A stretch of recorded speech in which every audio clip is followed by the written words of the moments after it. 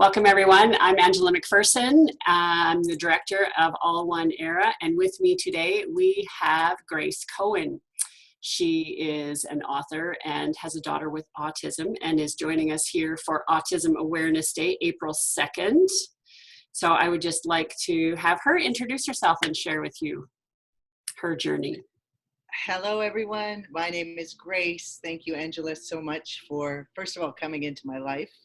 And I'm going to say here, being set up to come into my life over a year ago by, I'm going to not to be too weird, but to say that by, I'm going to say Spider Woman. So let's bring in the Wonder Women, Spider Women characters right away. And I truly believe that Spider Woman set us up and was choreographing us meeting long before we even had any inkling to that. So grateful, so grateful for you and for Stephen and for Summerhill Winery. And yes, to be here today and really honor. My work is about honoring these beings that we call autistic or that have autism. Some of you who know me and have read my book know that I've reframed the word from A-U-T-I-S-M to A-W-E, tis them. And what I love about that is really it's their reflection of us that is what gives that name. They are here, I believe, to raise the consciousness, to take us to another level of consciousness. And that's why AWE seems more appropriate than just regular AUTISM. So thank you. Thank you. Beautiful. It's beautiful. So you had given your book to Stephen to read. Why don't you walk us through that journey? I was guided, and again, I'm not a crazy person, but my wonderful son got married in Lake Country this past June. To his beautiful bride, and I always carry my books with me because I'm guided to do that. And we came to the Summerhill Winery because through another event called Sacred Moon Emergence, I had heard about the pyramid a number of years ago, and I thought, what? There's a pyramid in Kelowna? Like, I have to see this. And so it was the perfect time. I was coming for my son's wedding. And so we made an arrangement for my husband, myself, and a very good friend of mine who lives in Kelowna to come to the pyramid. So we came, we did the tour. We were obviously very much in awe. We had lunch on the beautiful deck, and we noticed some things that really spoke to us. One, all the signs that are around the winery about save the bees and save the planet and eat vegan and so forth. We also certainly thought about, who actually builds a pyramid on their property. Like, that is quite unusual, right? And then the other thing that we noticed that my husband and I particularly noticed were the drums that were around in the restaurant. So these were the pieces that really kind of popped out at us. And we just had a lovely time. It was a beautiful day. We had a great meal. The wine, of course, was fantastic. And then the following day, my daughter was staying in Kelowna, and I was responsible to get her dressed for the wedding. So I was coming from Lake Country to pick her up. And Spirit just simply said to me, Grace, take a book to the owner. Take a book to the owner. Now, I always question some of these requests, because they're always a bit odd. And I'm like, really? Is he going to read it? Like, this guy's a busy guy kind of thing. And Spirit was like, no, just take a book. So I was like, okay, obviously this guy's an amazing guy. Just take him a book. So I didn't expect to hear a thing, honestly. I really did not. And then I think it was almost 6 months exactly later, I was sitting at the airport just coming back from Toronto, and I was doing some work there with a very good friend of mine, also named Angela, who's written books also different from the other kids. And that's I shared a podcast with you. That's her podcast. And so we did some work together in Toronto, and I was sitting there at the airport, and I get this messenger from Stephen Sipes, and it's like, Dear Grace, oh my God, capital letters. I just read your wondrous book. We need to get together for lunch. When can you come in? And I was like, is this for real? did somebody like hack my computer? Like, what is going on here, right? And yeah, so that was the beginnings of me then, and then just feeling this push to come there. It was I woke up one morning in January, so that was like early December, and then I remember it was literally like January 2nd. I woke up, and actually, no, you know what? It was actually January 1st. It was actually January 1st. And I woke up, and the very first thing I had to do was Spirit directed me to book a flight to Kelowna. And really, I don't actually like to fly that much these days, based on the environmental impact of flying.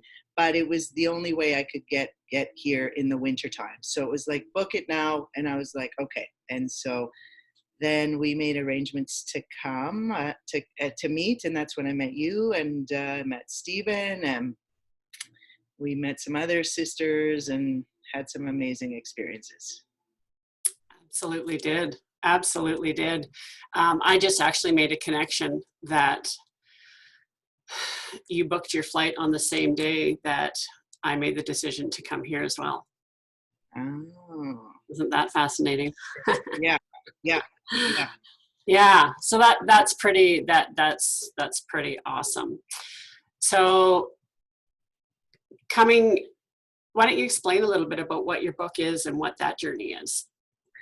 So my book, it's a very small book. Here's a little copy of it. It's very thin. You can see. I basically wrote what I felt I needed to write. I wanted it to be a reference book for parents, ultimately. I do actually have a picture in my mind of the one particular woman who would read this and it would really, really help her. And then because we're all connected, it just keeps my journey going until I actually meet her, that one person I see in my mind's eye. I will continue to take the book with me and talk about the book. But it's called Children of Autumn, Autism Here on Purpose. And it's called that because Children of Autumn, the Children of Autumn piece, came to me 26 years ago. My son was 1 year old. I was living in Toronto at the time, and I'd never written a song before. I'm a singer. I love to sing, but I'd never written a song. I had no intentions of writing a song. And I was going to the grocery store, and he was in the carriage, and all of a sudden I started to sing this song, which I didn't actually take too much. I wasn't like, ooh, I'm singing some really cool song. I was just singing because I'm always singing. And it was only till I got to the bridge of the song where something happened to me. And the bridge of the song, the last line of the bridge of the song is, the light in you had started to fade.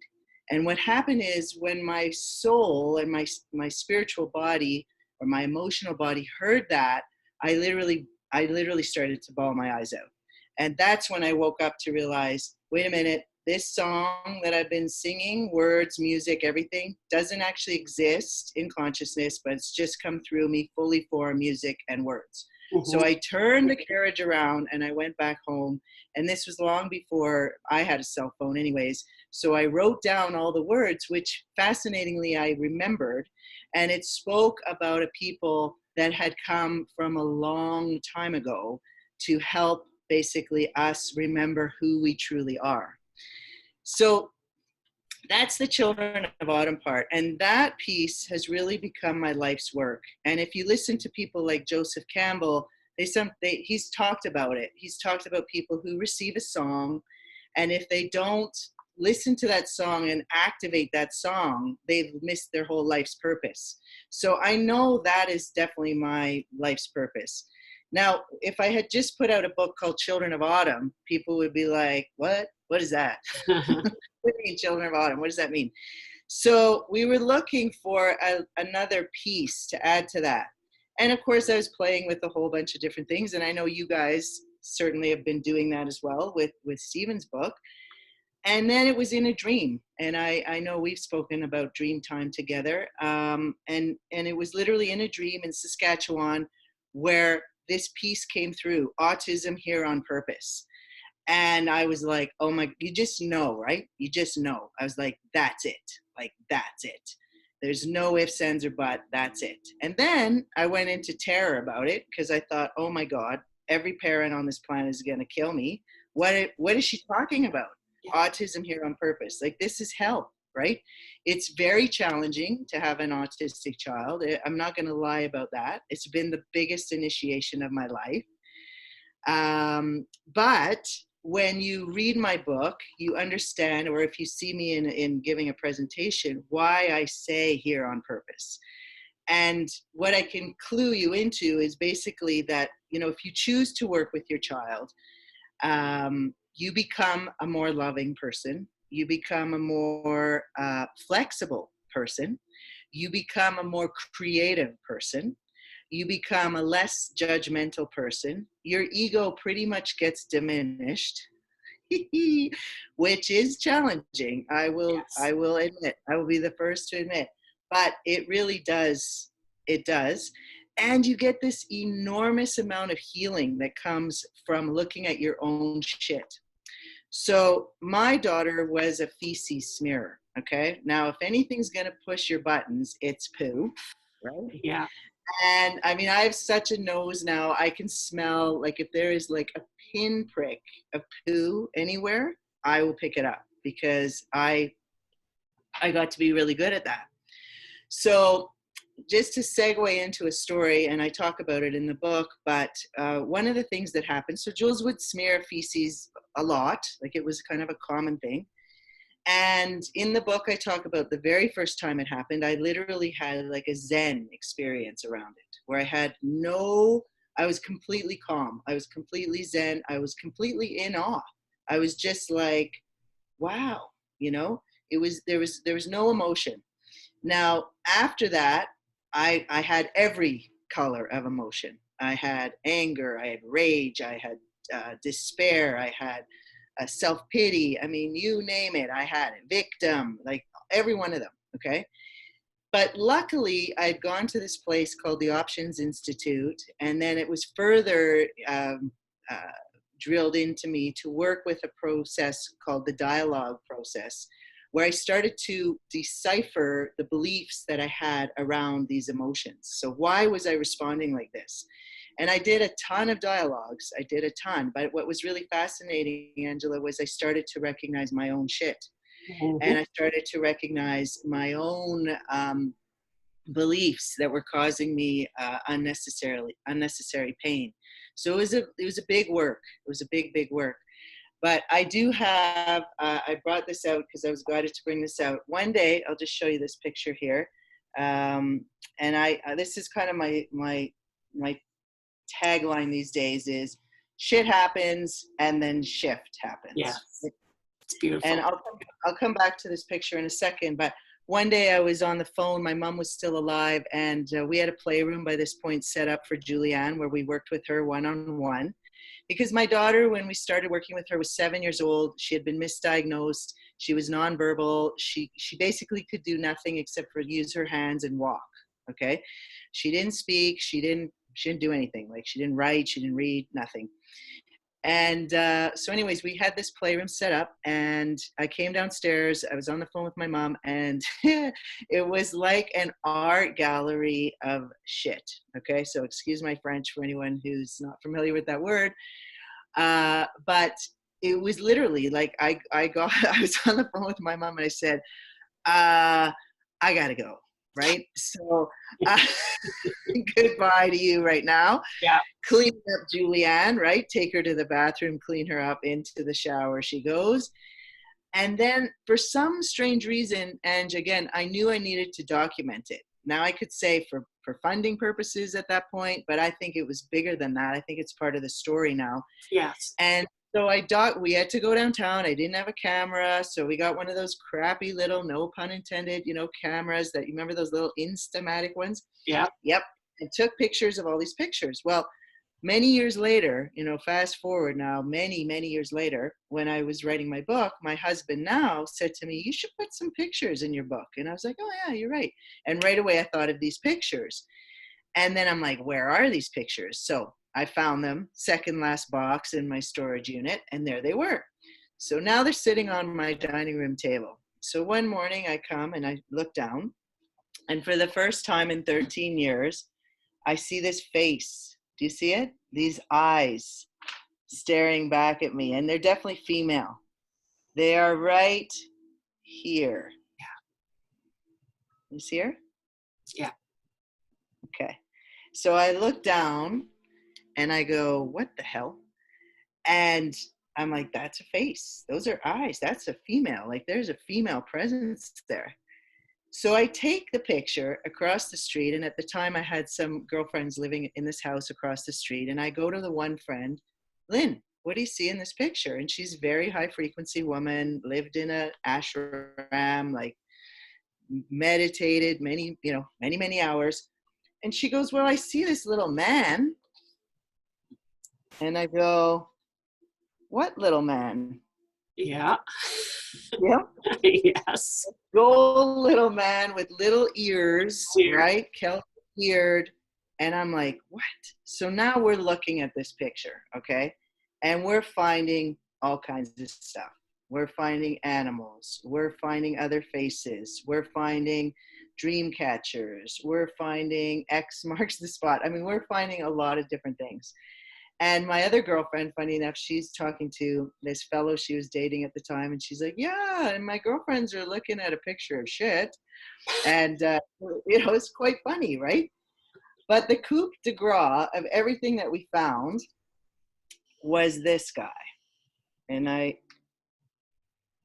can you see where my finger is? Yeah, the eyes and the nose. And there's a little hat. Yeah. And it's Merlin.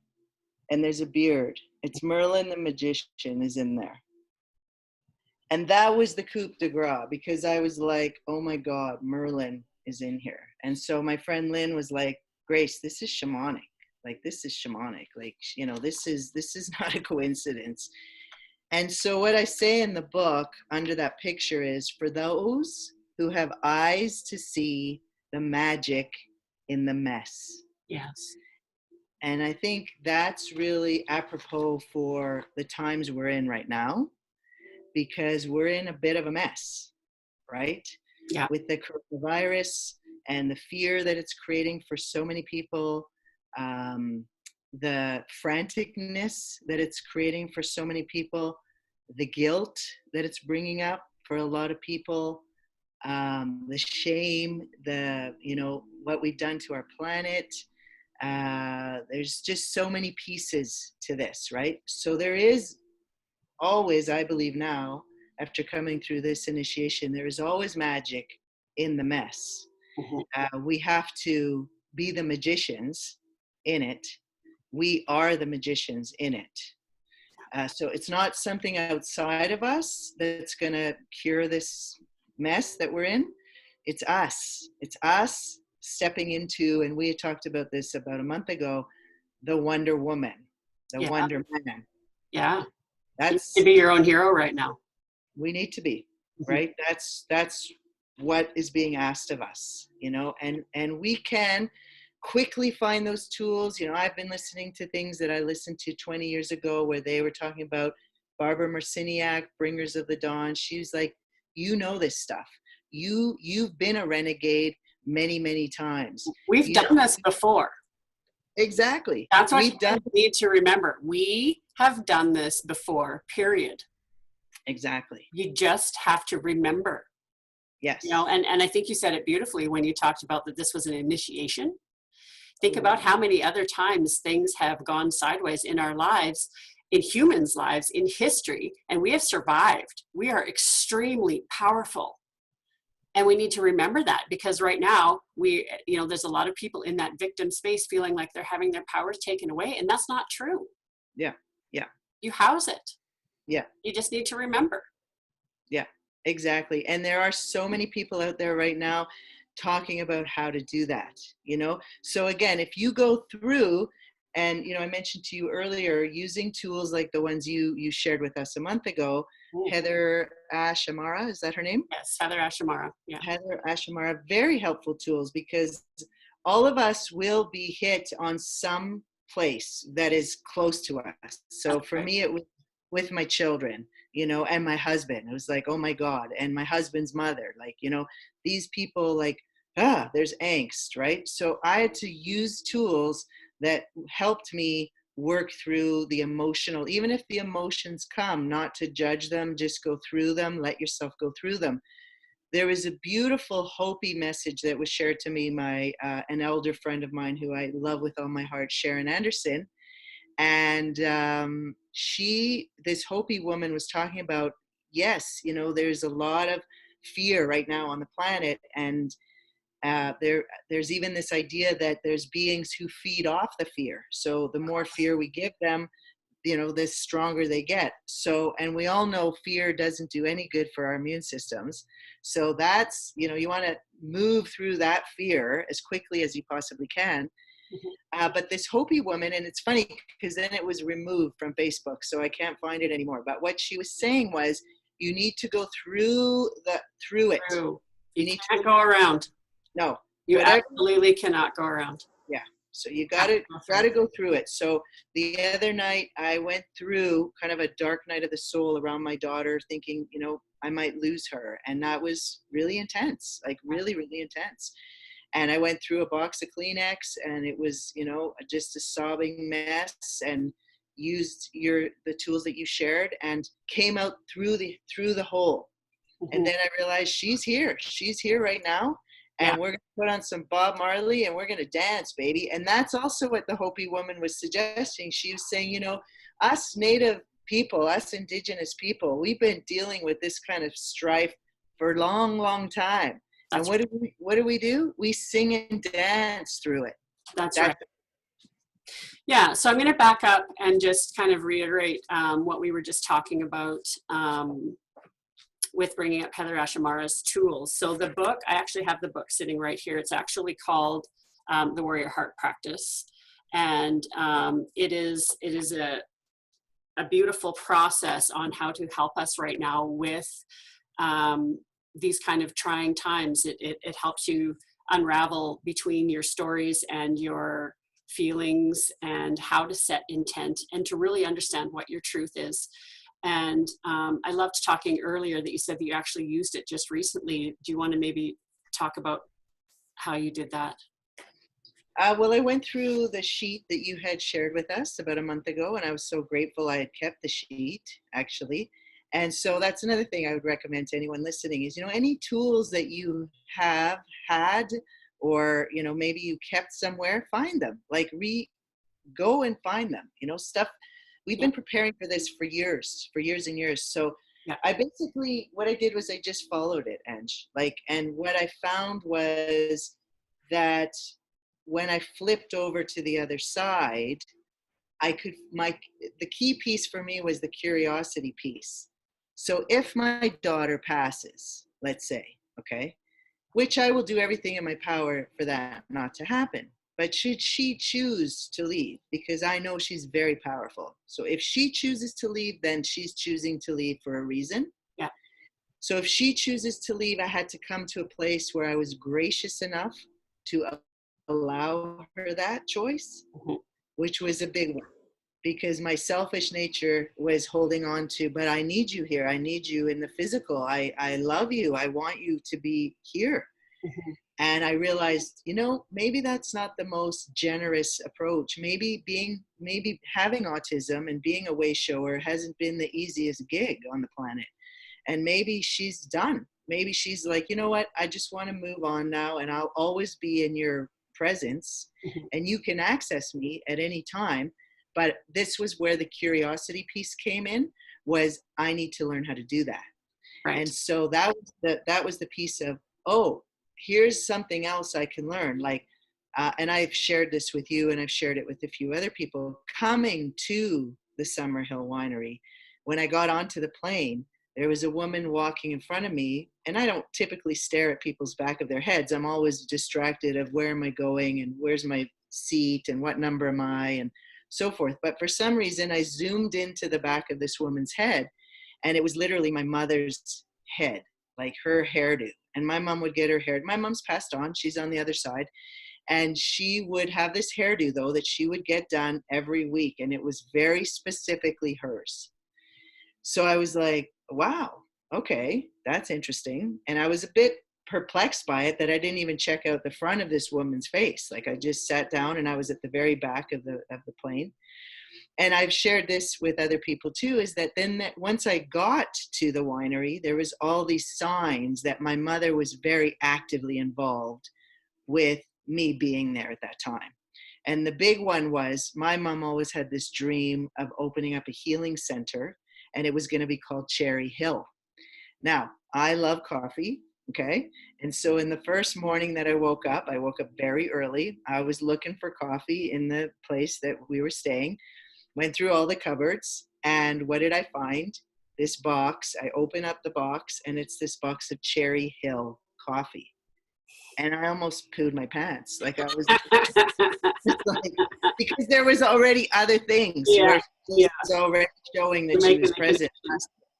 What is going on, right?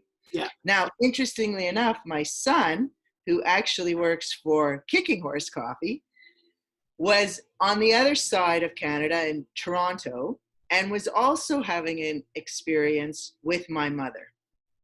So we compared notes, and that was really fascinating as well. So what it made me realize too, again, is when you're on the other side, there's this aspect and ability to really be multidimensional. Mm-hmm. Here we feel constrained to the one body. But I do know of people who, and I've met them personally, they've also passed on now, but had developed that ability where they could be in a number of different selves at the same time as being in this one. That's right. So that's where that took me to was, okay, if she chooses to leave, then I'm going to be a great student, because I am a good student and I really apply myself with whatever I'm doing. Then I'm going to learn how to contact her and be in communication with her like I am with you right now, where it feels this real, you know? Well, And so, it is this real, because, to kind of circle back to when I said that, you booked your plane ticket on the first. On the first, one of my soulmates left this planet. So the fact that, you're contemplating that space of what if she did die, mm-hmm. I'm still processing grief from that happening on the first. Sure. Yeah. It's huge. But he is here, and he is guiding, and he is helping me discern and navigate my life right now. And, we're pulling in some big winged people to help us right now on this planet. You just have to trust and understand that it's a thing, it's happening. Yeah. And the experiences that we are having as humans, with this veil thinning on a very, very quickened space right now, these multidimensional experiences are happening all the time. And we're not crazy. This is happening. Yeah. Right now. We are living it. Yeah. Yeah. Communication is possible, period. Yeah. And that's, what with my book as well, that's one of the things that I talk about was when I was pregnant with my daughter, I had probably to date my most extraordinary experience, where I was guided to go downstairs in this house that we lived in and put some music on. And basically I was kind of dancing to the music, and this stream of light came through these stained glass windows that we had, and it was all beautiful and so forth. And then I saw this enormous eye, and it was like the size of an elephant's eye. It was enormous. And my brain just kind of did fireworks in my brain, and I asked, what is this? And then I heard, this is your angel. And I literally fell to the ground, and I started to bawl my eyes out. And then I looked up, and we had like an open concept in our house, and I looked up, and on the dining room table was an eagle illuminated in light. Mm. And I was like, okay, what is going on? And of course I thought I was losing my mind, right? Mm-hmm. I'm like, and I phoned a very good friend of mine, and she was awesome, and she walked me through it. And then I phoned I call him my husband, because we're very happily divorced. And I love that. Yeah, yeah. And in fact, I sent you a song that him and I did together many years ago, but it's called Hunter of Peace, that you might want to play at the end, that he wrote and then I sang. So it's definitely our mission to be in peace, even though we had, we had finished our contract, basically, him and I. So I did phone him even and told him, thinking he might think I'm totally crazy, but I had to. He was the father of this child to be coming in, and he was really cool about it. I remember him saying, "Well, let's just see what happens. Let's just see what happens." Yeah. And so then later on in life, I looked up eagle and what the symbology of it is, and so on. And it's a big one. It's a big one. As you know. And I know, yeah. It's very exciting. Big, big, big. Yeah. So yeah, so in the book, I joke about it and I say, well, if I would have known what eagle meant back then, if I could have spoken eagle, that's what I say, I would have gotten it. I would have known what was coming. Yeah. But of course, I didn't speak that language then, and so I lived it instead, right? Yeah. And that's what we do. And I think that's what people need to understand about the whole, you can't go around, you have to go through. You have to go through an initiation to be able to come out the other side and understand. You can't go around. Yeah. And we're literally being grounded and asked to walk through the fire right now. Yeah. That's what we're doing. We're all in the process of shamanic deaths right now. Yeah. And we've done this before. Yeah. And one of the biggest things you can tell yourself is when that fear is so intense, like I've had many moments where the fear was so intense, where I just thought I was going to explode. Like it was so intense, is if you can tell yourself, I will get through this. I'm already through this. I'm already through this. I'm already through this. I've studied the Course in Miracles for 26 years. There's a saying in there that I use a lot, which is there's nothing to fear. God is with me wherever I go, and God meaning all the love in the world, not just some man sitting on top of a cloud. All the love in the world is with me wherever I go. So, and then when you get through that fear, when you break through, it's so empowering. And again, there's that Wonder Woman piece, where it's like, yeah, like I did it. You're gonna need your will to get through there, right? Yes. And you're going to need to keep your visualization on that end point that you want. What right? is your intent? Yeah. That's what it comes down to. What is your intent? Yes. Where are you placing your focus right now in this time and space? Yeah, exactly. That's a powerful, I studied with Ramtha. He talked about that all the time. What I think matters. What I think materializes. So be aware of your thoughts. If your thoughts are fear-based, do the process, that's in the book, or learn how to dialogue, or find someone who dialogues, or write out, why am I so afraid? Tony Robbins, he talks about the why. Find out, why am I so afraid? What am I so afraid of? I mean, in my case, it was losing, death. That's the ultimate fear.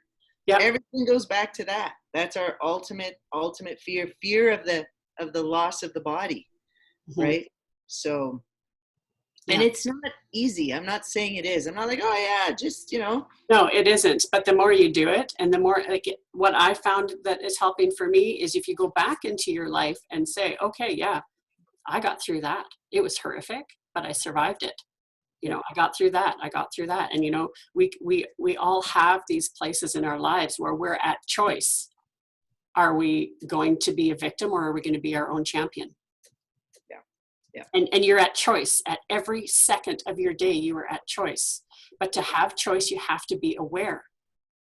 Yeah. And understand that you do have the power to make that choice. What is your intent? Yep. And sometimes, have a few props around, something funny like this. Exactly, right? Okay, I'm changing the vibe of this whole thing, Gotta shake it up. You have to. Yeah. Or, the Irish, they always have a good time if they...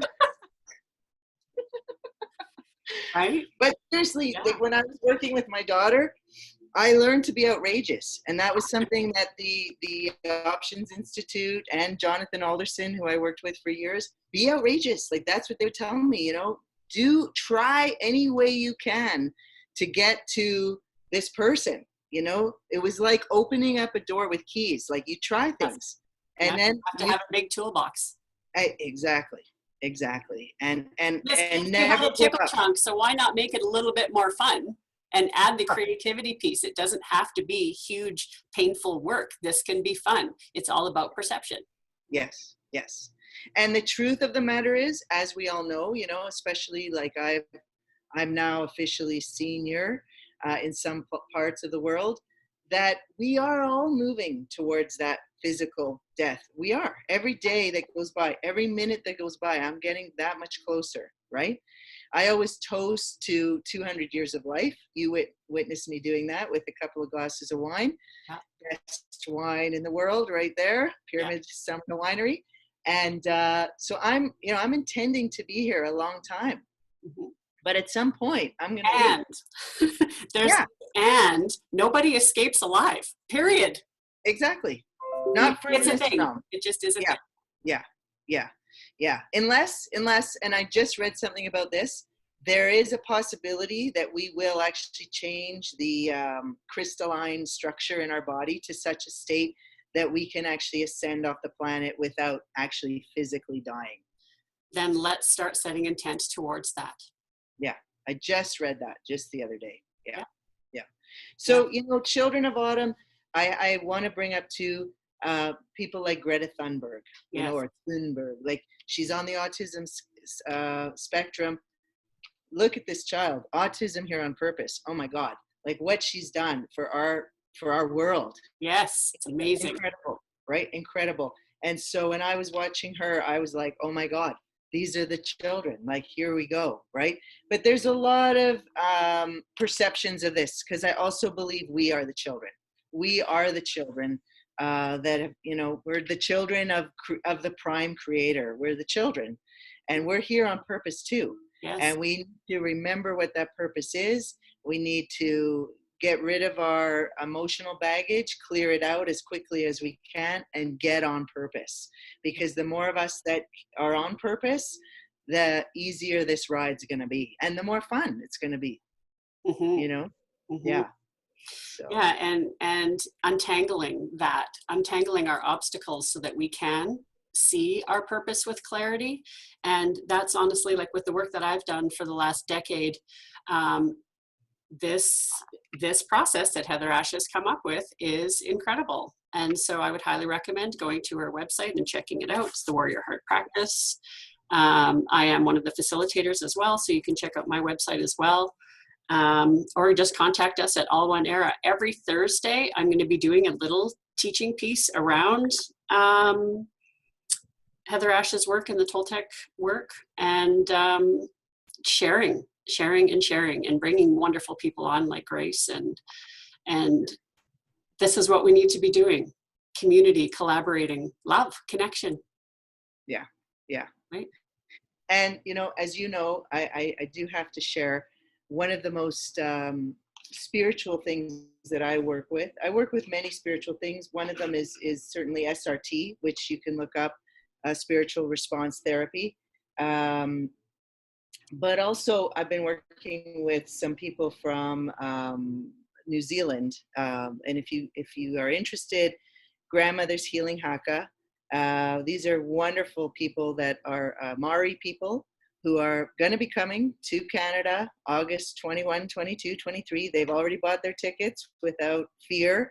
There's no, they have no insurance whatsoever, and they have been purchased. I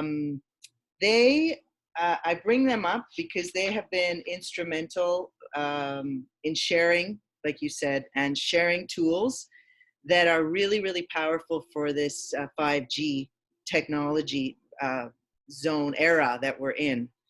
And so I would really encourage people to check that out. I recently was guided to listen to a gentleman speak on the G5s, and he was talking about that actually, in his belief structure, is really the cause of all this coronavirus. And he brought up Rudolf Steiner and a quote that Rudolf Steiner gave in 1917. And for people who know the Summerhill Winery, or if you don't know the Summerhill Winery, it's a biodynamic winery, which is very much biodynamic farming, was something Rudolf Steiner coined himself. So it's a biodynamic farm as well as an organic farm. And Rudolf Steiner, he was one of those great people who did many, many things. He wrote plays. He started up a school system, which is now known as the Waldorf school system. Brilliant, brilliant man. Anyways, this is his quote from 1917. In times when there were no electrical currents, when the air was not swarming with electrical influences, it was easier to be human. For this reason, in order to be human at all today, it is necessary to expend much stronger spiritual capacities that was necessary a century ago. So that's why I share this quote, and I tie it in with the Grandmother's Healing Haka, the work you do, the work that I do through spiritual response therapy, the work that other sisters of ours like Elise do through meditation, through SRT as well. The Course in Miracles, meditation. There's all kinds of people offering free meditations right now, yoga, Tai Chi, whatever. But if you do start doing a practice, it's going to help you through these times for sure. And the thing is, too, with all of these modalities that is across the world, we're all speaking the same. There's the same philosophy and the same underlying message. We're just speaking different languages. So I highly, highly, highly recommend be bilingual, be multilingual, learn as many languages as you can, because the more you play and experiment and practice with all these different languages, it allows the education and your DNA to actually activate and have in your body. You know how many books you've read, you know how many seminars and how many podcasts and everything that you've read and listened to. It all sits up here. It needs to be integrated down into your body. You need to embody it to be able to live it. And that's why I love the Haka stuff so much, because it is the body intelligence. It is the body intelligence. So we have our intellect, we have our heart intelligence, but the body also has an intelligence, and it has so many different chakras within it, Exactly. And when we're doing a Haka, we're using sacred geometry to wake different things, and then, like you said, the language itself, like Aroha, when we speak, we're activating, we're using sound vibration is healing. And it is. Right? And this is an ancient language. Like the Maori people are ancient. And this particular couple, they come from a very ancient lineage. So, check them out. Grandmother's Healing Haka. They've been amazing for both my husband and myself. My daughter always smiles when we're doing a Haka, and my son even does some Haka. So, it's a real great way to get grounded. They also teach exercises that they've learned from their teacher, which is more from the Celtic way of things. But also those exercises are very, very profound for dealing with the 5Gs. So, yeah. So and Stephen's on that mission. So I'm really happy that you brought that up, that this is something that we really need to look at moving forward, is the 5G. Well, what's so funny about Stephen and I's connection is, I don't know if I've even shared this with you, Ange. I think I might have, but so when I was blessed enough to come to the winery, and we had the first supper together, and that was so great. And he gifted me with one of his books. And so then that night, what I often do, all one era, I was just asking Spirit, what should I flip open to? And it took me right to the back, actually, first. And I was like, whoa, okay, what's this? And what it was about, it's the section where he's talking about Hawaii and the Polynesian people and his experience in Hawaii, okay? Yes. And I was like, Oh, wow. Okay. So I really believe that that's our connection Yes. is, that there's this Polynesian past Yes. that we contracted ourselves in this timeline to remember and reactivate because it's so powerful. And so that was really wild because I wasn't expecting that. And it's there's some force, that's all I'm going to say, that's been bringing us all together. We talked about that too with Healing Wolf, of course, that's been working us for years actually now, Years. not just 6 months or 2 weeks, but years. And we've been listening, And and listen, everyone has the capacity to listen because we're you're all always wired. at choice. You just have to choose to listen. Yes, yes. And sometimes it's fearful to get out of, as Ramtha would call it, the monkey mind, Yes. what box that you're used to. But trust yourself. Boxes are, if you, there's a reason why that monkey mind is so adamantly trying to stop you, because it's afraid. It's afraid of the unknown. And Ramtha would always talk about that. Make known the unknown. Like, trust that if you're being guided to try a new supplement or try this procedure or go to Haka or whatever, do it. Do it. Do it. It's going to open dimensional doors for you. Yeah. Yeah. And if you're pulled to certain teachers, lean in. Be multilingual. It's okay to have many teachers.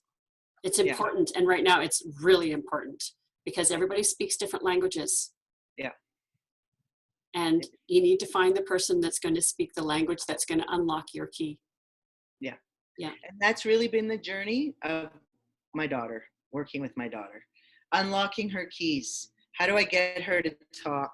How do I get her to read? How do I get her to ski? How do I get her to ride a bike? How do I get her to do these things? Yeah. And we tried many, we tried and used costumes and all kinds of different things, specifically for parents. If there's parents out there or grandparents watching this around autism, I'd recommend 2 sites, the Sunrise program, which is through the Options Institute, and IMTI, Jonathan Alderson, he is in Canada.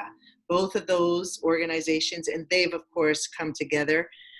Jonathan was trained through the Options Institute originally, so there's a weaving there that went on. They both share amazing information and potentials for people on the autism spectrum. And so, aside from all the other craziness that's going on the planet, just know that your child can learn. They can get better. They can blow you away. And they have And to share. They're teachers. sorry? They have gifts to share, and they are teachers here as well. Oh yes, yeah, absolutely. Anyone who's worked with my daughter will tell you that she was definitely one of their teachers. Absolutely.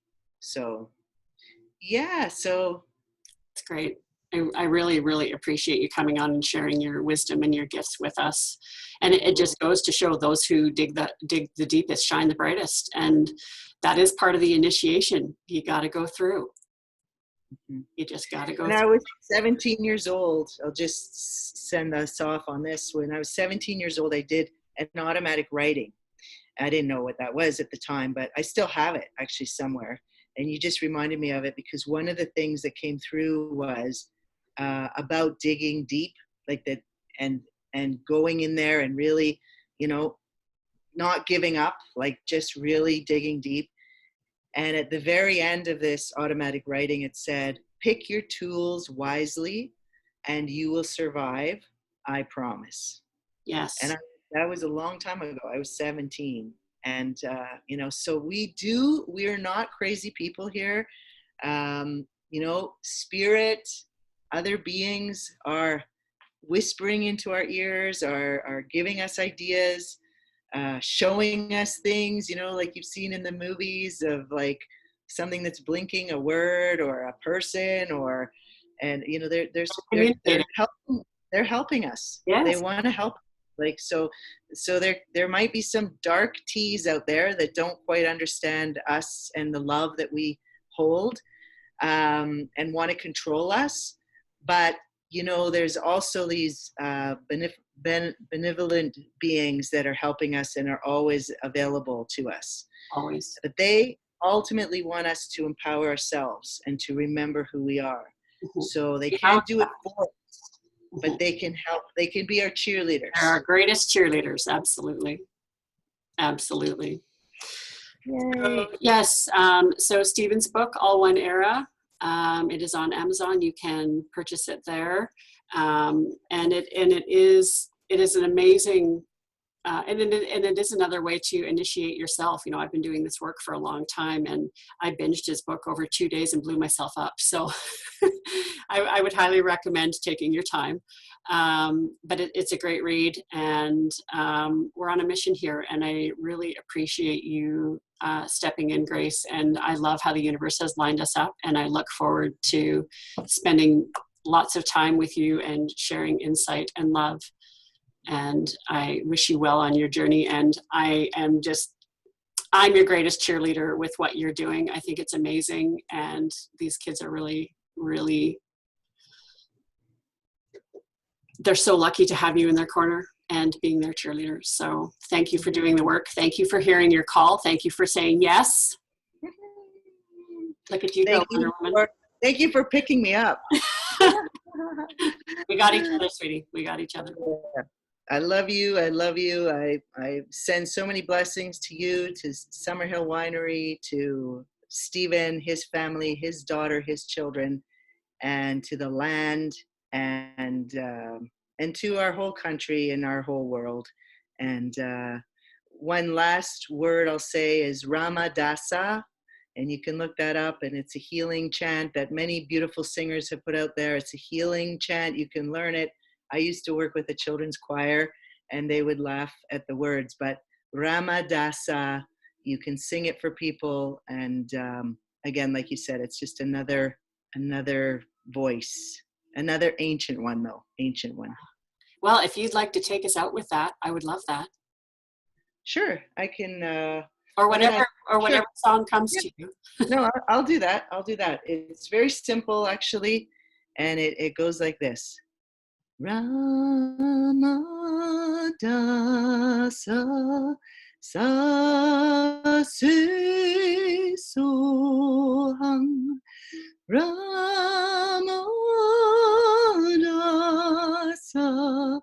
sase soham Ramadasa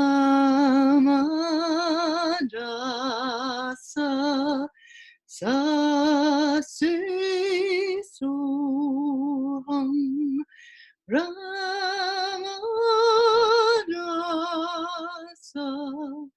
sase soham.